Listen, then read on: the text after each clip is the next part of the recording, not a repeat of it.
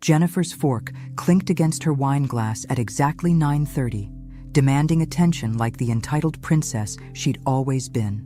"Everyone, I'd like to make a toast to my dear mother-in-law Dorothy, who just shared the wonderful news that she's unemployed again after leaving her job for health reasons." Her voice dripped with mock sweetness as she made air quotes, her perfectly manicured nails catching the candlelight. "How does it feel to be such a complete loser at your age?" The entire dinner table went silent. My son Michael's colleagues and their wives stared at their plates, pretending they hadn't heard what she'd just said to a 64-year-old woman who'd buried her husband 2 years ago. If you're watching this, subscribe and let me know where you're watching from. I set down my own wine glass with deliberate care, my hand steady as a surgeon's. "Well, Jennifer," I said, my voice calm as morning coffee, "I imagine it feels about the same as learning you'll be evicted from the house you've been living in rent-free for 3 years. I paused, letting that sink in before delivering the knockout punch. "Because as of tomorrow, you and Michael have 30 days to find your own place." Jennifer's face went from smug satisfaction to corpse white in under 2 seconds. "What are you talking about?" "I'm talking about the fact that this house, the one you've been redecorating with such enthusiasm, the one you've been calling ours in your little social media posts, belongs to me, not Michael, me." I smiled sweetly, the same expression she'd worn moments before. "Funny thing about property records, they're public information." Michael dropped his fork with a clatter. "Mom, what? Oh, sweetheart, didn't your wife tell you? When you couldn't qualify for the mortgage because of your student loans, I bought this house outright. Cash. Your names aren't on the deed. They never have been." I stood up, smoothing my navy dress. "Jennifer, you've been particularly nasty tonight, so let me be crystal clear. You have exactly 30 days to pack your things and find somewhere else to live. I suggest you start looking for places you can actually afford on your part-time yoga instructor salary." Jennifer's mouth opened and closed like a fish gasping for air. Around the table, Michael's colleagues were suddenly very interested in their dessert plates, though I could see the barely concealed smirks. Nobody liked Jennifer much. She had a talent for alienating people. "You can't just throw us out," she finally managed to stammer. "Actually, I can. It's called being a landlord, dear. Look it up." I gathered my purse and shawl. "Thank you for a lovely evening. Everyone, Michael, we'll talk tomorrow when you've had time to process this. Jennifer, I'd start checking apartment listings if I were you. The rental market's brutal this time of year." And with that, I walked out of my own dining room, leaving behind a woman who'd just learned that karma, much like good wine, was best served at exactly the right temperature. The next morning, I sat in my sunroom with coffee and the newspaper, waiting for the inevitable phone call. It came at 7:15, right on schedule. "Mom, what the hell happened last night?" Michael's voice was strained, exhausted. I could picture him pacing the kitchen of my house, running his hands through his hair the way he'd done since he was 5 years old and in trouble. "Language, Michael. And I think you know exactly what happened. Your wife decided to humiliate me in front of a room full of strangers, so I reminded her of her place in the world. You can't kick us out of our home. It's not your home." "Sweetheart, it never was." I set down my coffee cup with deliberate calm. "Do you remember 3 years ago when you and Jennifer were looking at houses? You were so excited about that little Tudor on Maple Street, but the bank wouldn't approve your mortgage because of your student loan debt." Silence on the other end of the line. "Do you remember how I offered to help? How I said I'd figure something out?" I continued. "What you don't know is that I didn't co-sign a loan, Michael. I bought this house outright, for cash, $420,000 from your father's life insurance policy. But the mortgage payments are what you pay me in rent. Every month for 3 years, you've been paying me rent, not a bank. The house is mine, Michael. It's always been mine." I let that sink in for a moment. I put it in my name only because I wanted to protect my investment. Smart decision, as it turns out. "Why didn't you tell us?" There was something in his voice, not anger, but genuine confusion. My son, for all his faults, wasn't cruel like his wife. He was just weak, and weakness could be forgiven. Cruelty could not. "Because I wanted you to feel like you were standing on your own 2 feet. I wanted you to have dignity, pride in your accomplishments. Your father and I always said we'd help you kids without making you feel helpless.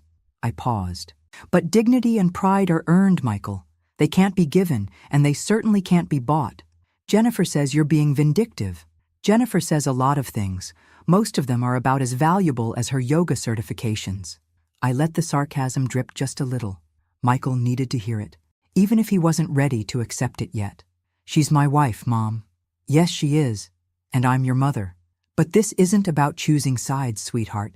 This is about respect, about basic human decency, about the fact that your wife thinks it's acceptable to call your 64-year-old mother a loser in front of a room full of people. The line went quiet for a long moment. When Michael spoke again, his voice was smaller, younger. What do you want us to do? I want you to find your own place. Get qualified for your own mortgage. Build your own life without using me as a safety net you can abuse. I softened my tone, just a fraction. Michael, I love you. I always will. But I won't be treated like a doormat in my own house by a woman who's never worked a full day in her life. And if we can't find a place in 30 days, then you'll figure it out. You're 35 years old, Michael. It's time to act like it. Jennifer showed up at my door at 2 o'clock the next afternoon, dressed in designer athleisure and carrying a bouquet of grocery store flowers. The peace offering routine. I'd seen it before. Dorothy, we need to talk. She pushed past me into the foyer without waiting for an invitation, her yoga-toned body moving with the confident swagger of someone who'd never faced real consequences for her actions. By all means, make yourself comfortable in my house, I said, closing the door behind her. She set the flowers on the entrance table and turned to face me, her expression a practiced blend of remorse and determination. I want to apologize for last night. I was out of line. Yes, you were. I've been under a lot of stress lately. My studio's not doing well, and with the holidays and everything, she let the excuse hang in the air like a bad smell. Your yoga studio that's been launching for 2 years now? I raised an eyebrow. The one that's never actually had any paying clients? Jennifer's perfect composure cracked just a little. It takes time to build a client base. I'm sure it does. Tell me, how much money have you and Michael invested in this business venture of yours? Ballpark figure. I don't see how that's relevant. Humor me. She shifted uncomfortably, her designer sneakers squeaking against the hardwood floor. Maybe 15,000. For equipment, marketing, insurance? I nodded thoughtfully. 15,000. On a business that generates no income, while living rent-free in a house worth $500,000. I walked past her toward the kitchen, forcing her to follow me like a supplicant. Jennifer, do you know what I did for a living before I retired? You were a bookkeeper or something. I was a certified financial investigator for the IRS for 32 years. I specialized in tracking fraudulent business expenses and unreported income. I filled the kettle with water, my movements deliberate and calm.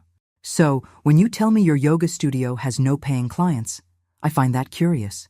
Because according to your social media posts, you've been teaching private sessions at some very expensive houses in some very wealthy neighborhoods. The color drained from Jennifer's face. Those are just friends helping me practice. Friends who pay you in cash. Off the books, unreported income. I turned to face her, leaning against the counter. How much cash, Jennifer? Rough estimate. I don't know what you're talking about. I think you do.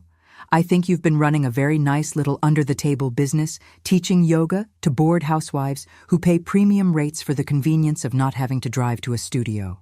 I think you've been making quite a bit of money, actually. You're just not reporting it. Jennifer's hands were shaking now. You can't prove anything. Can't I? Your phone has GPS tracking. Your car has GPS tracking. I have 32 years of experience tracking down tax evaders, and you have the technological sophistication of a teenager. I smiled pleasantly. Plus, your clients post about their sessions on their own social media accounts. They tag you, Jennifer. They thank you by name. They even mention how much they love their private instructor. She sank into one of my kitchen chairs, all pretense abandoned. What do you want? I want you to understand that I'm not some helpless old woman you can push around. I'm not your doormat, and I'm not your meal ticket. I poured hot water over tea bags, the domestic gesture at odds with the steel in my voice. I want you to know that if you ever speak to me the way you did last night again, I won't just kick you out of my house. I'll report your unreported income to the IRS. With documentation. You wouldn't. Try me. Michael appeared at my door that evening, alone. His face was drawn, exhausted, like a man who'd spent the day having very difficult conversations. Jennifer told me about your conversation today. He slumped into the living room chair his father used to occupy, looking older than his 35 years. Did she tell you about her cash business? She said you're threatening to report her to the IRS over a few yoga lessons. I settled into my own chair, studying my son's face. A few yoga lessons that generate unreported income is tax evasion, Michael. It's not a hobby when you're charging $75 an hour. His head snapped up. $75 an hour? You didn't know? I kept my voice gentle. No point in twisting the knife. Michael was finally starting to see what his wife really was. She's been teaching 6 to 8 private sessions a week for the past year. That's close to $24,000 in unreported income. Michael was quiet for a long time, doing the math in his head. She told me she was barely making anything, that the business was failing. The business she declared on her taxes is failing. The business she's actually running is quite successful. I reached for my tea, giving him time to process. Michael, when was the last time you saw Jennifer's bank account? We have separate accounts. She said it was better for building her business credit. Separate accounts. Of course. I was starting to understand the whole picture now, and it was uglier than I'd thought. Sweetheart, sit down. We need to talk about a few things.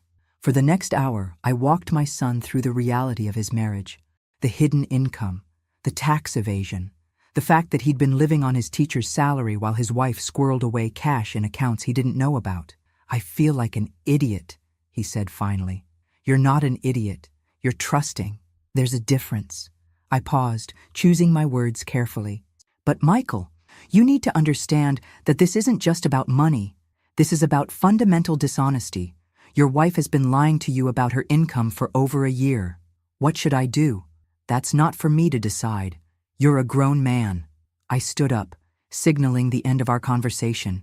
But whatever you decide, you have 26 days to find a new place to live. That deadline doesn't change. And if Jennifer and I work things out? I looked at my son, really looked at him.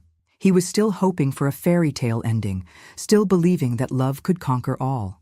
Maybe it could, but not with Jennifer. Then you work them out in your own house, with your own mortgage, using your own money and hers, all of it, reported to the proper authorities. I kissed his forehead the way I had when he was small, and the world was simpler. 26 days, Michael, I mean it. 3 days later, Jennifer made her second mistake. She brought reinforcements. I was in my garden, deadheading the last of the winter roses, when a black BMW pulled into my driveway.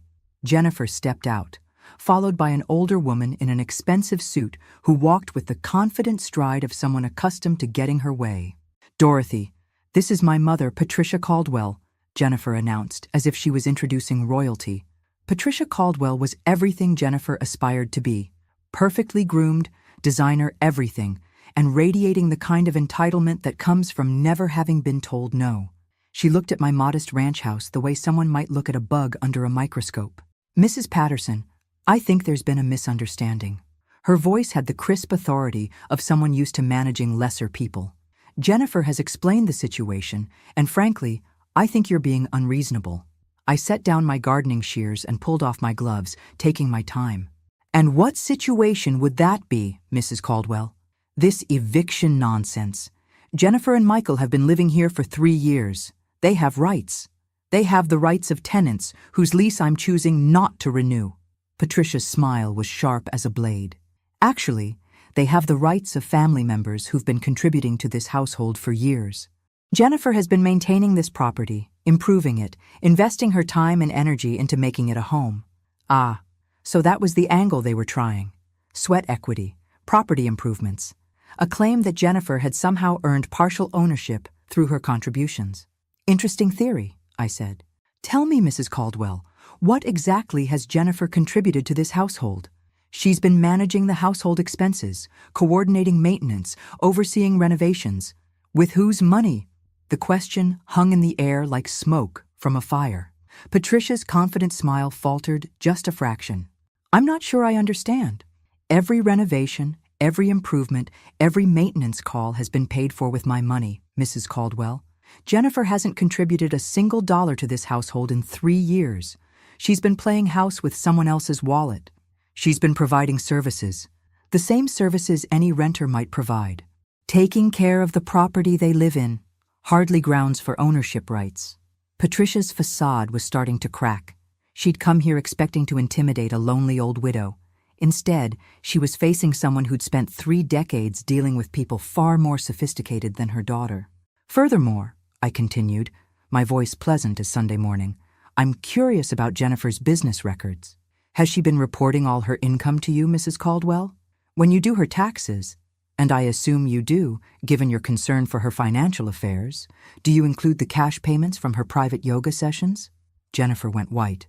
Patricia looked confused. What cash payments? I smiled sweetly. Perhaps you should ask your daughter about her very successful under-the-table business. I'm sure the IRS would be fascinated to learn about it too. Patricia turned to Jennifer, who looked like she wanted to disappear into the ground. What is she talking about? It's nothing, Mom. Just a few private lessons.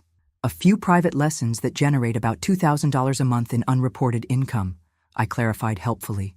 But I'm sure it was just an oversight. These things happen. The silence that followed was beautiful. Mother and daughter, caught in their own web of lies and tax evasion. Patricia Caldwell, who'd come here to intimidate me, was suddenly faced with the possibility that her daughter was a criminal. I think this conversation is over, Patricia said finally. I think you're right, I agreed. 23 days, Jennifer, don't forget. The revelation came on a Tuesday afternoon, wrapped in the mundane package of a misdirected text message. I was having coffee with my neighbor Helen when my phone buzzed with a notification. Jennifer's name appeared on the screen, but instead of calling, she'd sent a text meant for someone else entirely. Can't wait to see you tonight. Michael's working late again, and the old bat will be asleep by 9. We'll have the whole house to ourselves. Wear that cologne I like. J. Helen looked over my shoulder as I read it, her eyes widening behind her reading glasses. Well, she said dryly, that's interesting. Interesting was one word for it. I had others, but they weren't suitable for polite company. I screenshotted the message, then sent a reply. I think you meant to send this to someone else, Jennifer. Might want to be more careful with your phone. The response came within seconds. Oh God, Dorothy, I can explain. I'm sure you can. Come home, now. 20 minutes later, Jennifer burst through my front door, her face flushed with panic and exertion. She'd clearly run the entire way from wherever she'd been. Dorothy, please, you don't understand. I understand perfectly. You're having an affair. I set my phone on the coffee table, the screenshot still glowing on the screen. The question is, does Michael know? It's not what you think. It's exactly what I think. You're cheating on my son in my house while he's working double shifts to pay for your lifestyle. I stood up, every inch of my 5'4" frame radiating fury. How long? It doesn't matter. How long, Jennifer? 8 months, she whispered. 8 months. While Michael worked extra hours to pay for her fake yoga business, while he stressed about money and their future, while he defended her to me over and over again. Who is he? You don't know him. Try me. Jennifer's face crumpled. She knew she was caught, knew there was no way out of this one. His name is Marcus Davidson. He owns a construction company. The name meant nothing to me then, but I filed it away for future reference. In my experience, men who cheated with married women usually had their own complications. Does his wife know? Jennifer's silence was answer enough. I see. So you're not just destroying my son's marriage, you're destroying someone else's too. I picked up my phone, fingers hovering over the keyboard. What's his wife's name, Jennifer? Dorothy, please. What's her name? Sarah. Sarah Davidson. But you can't what? Can't tell her that her husband is sleeping with a married woman in someone else's house? Can't inform her that her marriage is a lie? I looked at Jennifer with all the disgust I felt. You have no right to ask me for anything, Jennifer. None at all. If you tell Sarah, it'll destroy 2 families. You already destroyed 2 families. I'm just evening the score. I paused, considering my options. But I'm going to give you a choice. You can tell Michael about the affair yourself, tonight, and end this charade of a marriage with some dignity. Or I can tell him, along with his father-in-law, your mother, and Mrs. Davidson. You're blackmailing me. I'm giving you an opportunity to do the right thing for once in your miserable life. I walked to the front door and opened it. You have until tomorrow morning to decide. Either way, Michael finds out the truth. The only question is whether it comes from you or from me. Jennifer stood frozen in my living room, clutching her phone like a lifeline. Oh, and Jennifer? Pack your bags tonight. Affair or no affair, you're still out in 20 days. This just makes it easier for everyone involved. After she left, I sat in my father's old chair and finally allowed myself to feel the full weight of what I'd discovered. My son, my gentle, trusting son, was married to a woman who was stealing from the government, lying about her income, and cheating on him in the house I'd bought to give them a fresh start. Some people, I realized, didn't deserve fresh starts. Some people deserved exactly what they got. Michael's truck pulled into the driveway at 11:30 that night, earlier than usual. Through my bedroom window, I watched him sit in the cab for several minutes, before finally climbing out and walking to the front door with the heavy steps of a man carrying an enormous burden. I'd been expecting this conversation since Jennifer left that afternoon. The only question was whether she'd found the courage to tell him herself, or if she'd tried to spin some alternate version of events. The soft knock on my bedroom door told me everything I needed to know. Mom, are you awake? Come in. Sweetheart. Michael looked like he'd aged 10 years in 8 hours. His teacher clothes were wrinkled, his hair disheveled, and his eyes held the shell-shocked expression of someone whose world had just imploded. She told me about Marcus, he said without preamble, sinking into the reading chair beside my bed. I'm sorry you had to hear it from her. Are you? Because Jennifer seems to think you orchestrated this whole thing, that you've been looking for ways to break us up since day one. I studied my son's face in the lamplight. Do you believe that? I don't know what to believe anymore. He rubbed his face with both hands. 8 months, Mom. She's been lying to me for 8 months. About the money, about the business, about everything. I know. How did you know? About the affair, I mean. How long have you suspected? I showed him the screenshot of Jennifer's misdirected text. He read it twice, his jaw tightening with each word. She was bringing him here, to our house, to your house. His voice was flat, emotionless. While I was working double shifts to try to save money for our future, she was bringing her boyfriend to the house you bought for us. Yes. Michael was quiet for a long time, staring at the phone screen. When he finally spoke, his voice was barely a whisper. What kind of person does that make me? That I never suspected, never noticed. It makes you trusting. It makes you a good man who expected his wife to be a good woman. I reached over and squeezed his hand. Michael, this isn't your fault. None of it. She says she wants to work it out, go to counseling, start fresh somewhere new. And what do you want? I want the last 3 years of my life back.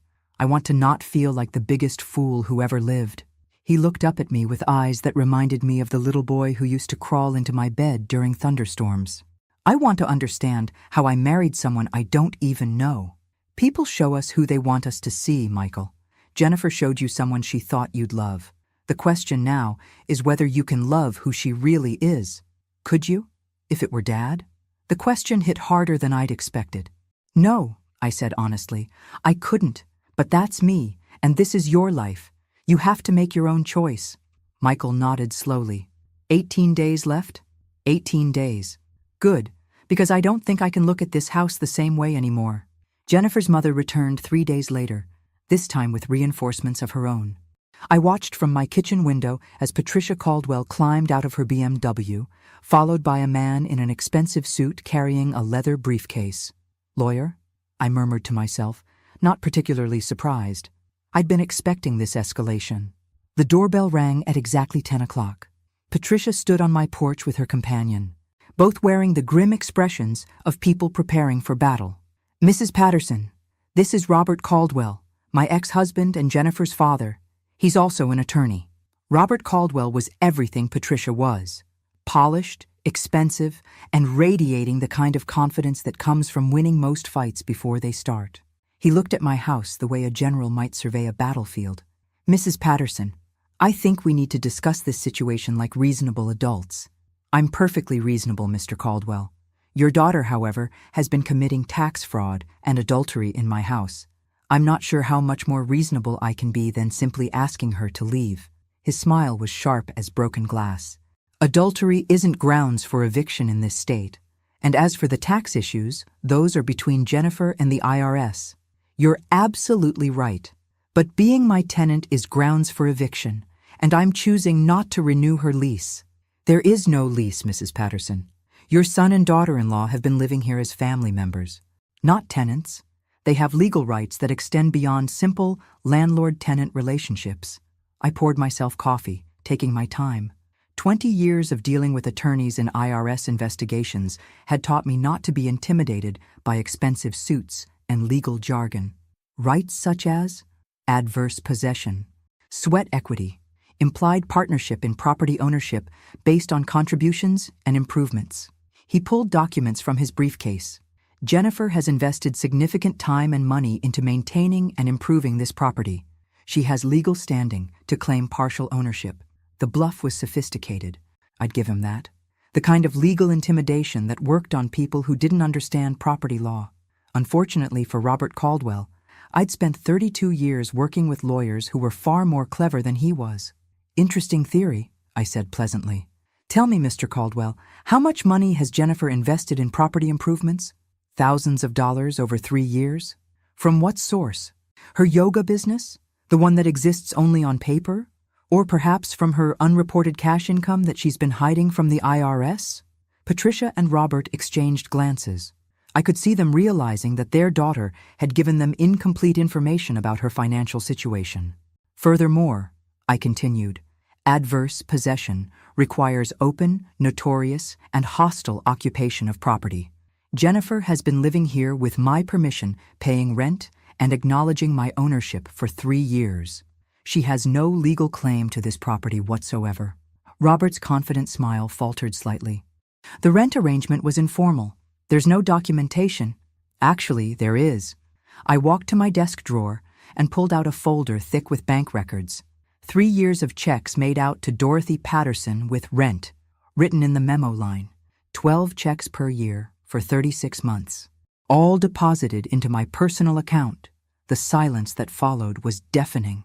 Your daughter has been my tenant, Mr. Caldwell. Nothing more, nothing less. And now she's being evicted for cause. I handed him a formal eviction notice I'd prepared that morning. 15 days remaining. Helen Martinez knocked on my door the next morning with information that changed everything. Dorothy, I need to tell you something about your daughter-in-law. Helen's face was serious, troubled in a way I'd rarely seen.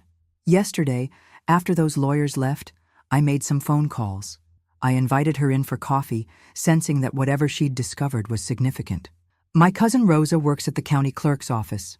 I asked her to look up some records. Helen sat across from my kitchen table, her hands wrapped around her coffee mug. Dorothy, Jennifer isn't just cheating on Michael. She's married to someone else. The words hit me like a physical blow. What?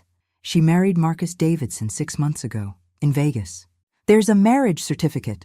My mind raced through the implications. But she's already married to Michael. That's the point. She committed bigamy.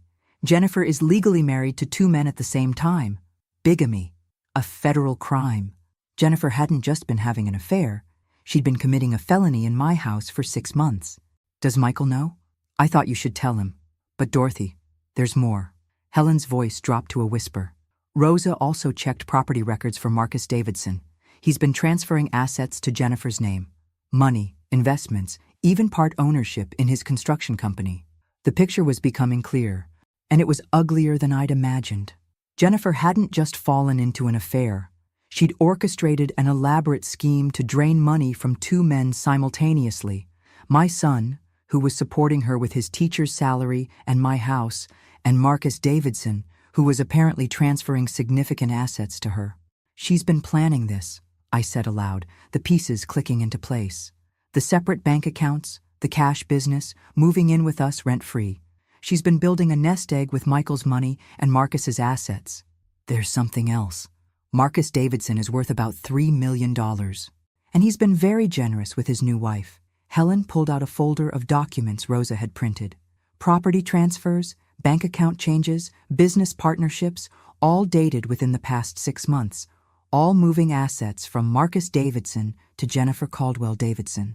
What happened to Marcus's first wife? Sarah? Divorced. 4 months ago.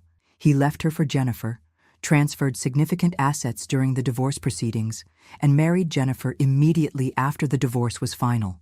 Helen shook her head. Dorothy, this woman is a professional. She didn't just destroy one family, she planned it all out. I stared at the documents spread across my kitchen table. Jennifer wasn't just a cheating wife or a tax evader. She was a criminal who'd committed bigamy, fraud, and systematically destroyed multiple families for financial gain. 12 days left, I said quietly. Are you going to tell Michael? I'm going to tell everyone who needs to know. The investigation that would ultimately destroy Jennifer's carefully constructed world had actually begun 3 weeks earlier, initiated by someone I'd never met. Detective Rachel Morrison of the county sheriff's office called me on Thursday afternoon, but not for the reason I expected. Mrs. Patterson, I understand you may have information regarding Jennifer Caldwell's activities. We're currently investigating financial fraud and bigamy charges filed by Sarah Davidson. It turned out that Sarah Davidson had been building a case against her ex-husband and Jennifer for months. When Marcus had suddenly divorced her and transferred significant assets, she'd hired a private investigator who'd uncovered the bigamy almost immediately. The bigamy charge is clear-cut, Detective Morrison explained during our meeting in my living room. Jennifer married your son in 2021 and married Marcus Davidson in Las Vegas 6 months ago without dissolving her first marriage. But we're also looking at mail fraud, wire fraud, and tax evasion. I provided everything I documented: the marriage certificates Helen had found, the hidden income evidence, the property transfers, the timeline of Jennifer's lies. Detective Morrison listened carefully, adding my evidence to what was clearly already a substantial case. Mrs. Patterson, we've been watching Jennifer for 2 weeks. We have financial records showing she's been operating what amounts to a marriage fraud scheme. Your family wasn't her first target. That revelation hit me like a physical blow. What do you mean? We found evidence that Jennifer researched several families as potential targets over the past 18 months before she focused on your son. Wealthy widows with unmarried children, specifically. Your family fit a profile she was targeting systematically. The full scope of Jennifer's scheme was breathtaking in its cold calculation. She hadn't just stumbled into crime. She'd planned to systematically target families like mine for over a year before she ever met Michael. We'll be making arrests tomorrow, Detective Morrison said. Both Jennifer and Marcus are being charged with federal crimes. The evidence is overwhelming. That evening, I told Michael everything. About the investigation, about Jennifer's systematic targeting of our family, about the fact that their entire relationship had been a calculated fraud from the beginning. He listened in silence as I explained how Jennifer had researched our family, planned their meeting, orchestrated their relationship with the ultimate goal of gaining access to my wealth. When I finished, he sat quietly for several minutes, processing the magnitude of what he'd learned. So nothing was real, he said finally. Not one moment of our 3-year marriage was genuine. I'm sorry, sweetheart. Don't be. This actually makes it easier. He looked up at me with something that might have been relief. For months, I've been wondering what I did wrong, how I failed as a husband. Now I know I didn't fail. I was just the target of a professional criminal. 3 hours later, I watched from my front window as police cars surrounded my house. Jennifer's face was priceless when they put her in handcuffs, shock, disbelief, and finally the cold rage of someone whose carefully planned scheme had crumbled into dust. Michael arrived home as they were loading her into the patrol car. He stood in our driveway, watching his wife disappear into a police cruiser, his face a mask of emotions I couldn't begin to interpret. 9 days left, he said when he came inside. Take all the time you need. The house will be here when you're ready to figure out what comes next. The final truth came during Jennifer's sentencing hearing, delivered by federal prosecutor Amanda Chen in a courtroom packed with Jennifer's victims. Your Honor, the defendant operated a sophisticated marriage fraud scheme for over 2 years, targeting widowed women and their adult children across 3 states. The Patterson family was victim number 7. 7 families. Jennifer had destroyed 7 families before she got to mine. Michael and I sat in the gallery, listening as the prosecutor outlined the full scope of Jennifer's crimes. Financial fraud, bigamy, tax evasion, identity theft. The charges went on for 20 minutes. The defendant would research wealthy families, identify vulnerabilities, and then systematically infiltrate them through romantic relationships with family members. She would establish financial dependency, gain access to family resources, and then commit bigamy with wealthier targets while maintaining her original marriages for continued financial support. The courtroom was silent as the prosecutor explained how Jennifer had stolen over $2.3 million from her victims across 3 states. How she'd married 4 different men simultaneously at one point. How she'd left a trail of destroyed families and broken lives in her wake. The Patterson family was fortunate, the prosecutor continued. Mrs. Dorothy Patterson's background in financial investigation allowed her to recognize the fraud before the defendant could complete her scheme. Other families weren't so lucky. Jennifer sat at the defendant's table, her designer clothes replaced by an orange jumpsuit, looking nothing like the confident woman who'd once called me a loser in my own dining room. When the judge sentenced her to 8 years in federal prison, she didn't even flinch. Marcus Davidson received 4 years for his role in the asset transfer fraud. Sarah Davidson was in the courtroom too, having recovered most of her stolen property through the federal investigation. After the sentencing, Sarah approached Michael and me in the hallway. "I wanted to thank you both," she said. "Your evidence helped convict them, but more than that, it helped me understand that what happened to my family wasn't personal. It was just business to Jennifer." "How are you doing?" I asked. "Better. I'm rebuilding, just like your son is." Sometimes, when someone shows you who they really are, the best thing you can do is believe them the first time. 3 months later, Michael moved into his own apartment across town. The house felt quiet without him, but it was a peaceful quiet. The silence of a storm finally passed. If you're watching this, I hope you remember that sometimes the people who hurt us the most are the ones who teach us the most important lessons. Jennifer taught me that kindness without boundaries is just weakness, and that protecting the people you love sometimes means being ruthless with the people who would harm them. As for me, I'm exactly where I belong, in my own house, living my own life, answering to no one but myself. And that, it turns out, is worth more than all the money in the world. Thanks for listening. Don't forget to subscribe and feel free to share your story in the comments. Your voice matters.